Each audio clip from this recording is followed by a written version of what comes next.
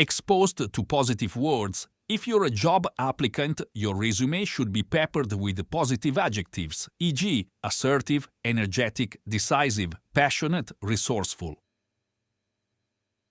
Instead of just saying who you are and what you're capable of, use strong, specific, and positive language to convey precisely your talents and capabilities.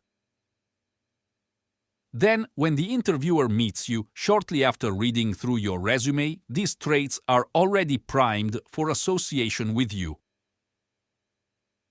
For another interesting application of the power of language, see Chapter 26, The Best Way to Break Bad News.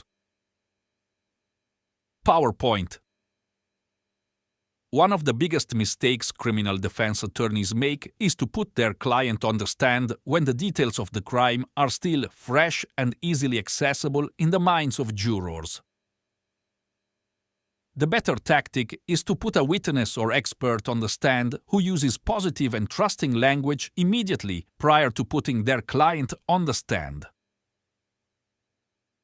In personal as well as business situations, you also want to lay the unconscious groundwork before you're introduced.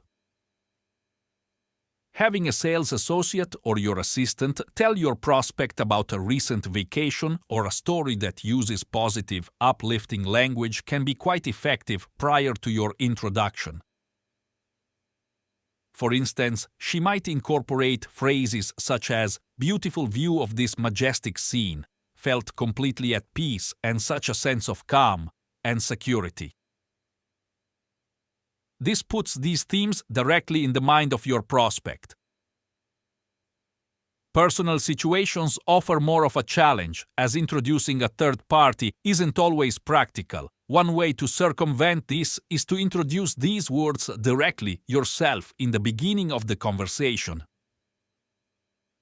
Even though you don't get the benefit of the primacy effect, you'll recall from Chapter 1, Get Anyone to Like You. Every time, the powerful influencing factor of association, these words will rub off onto you and will be unconsciously associated with you.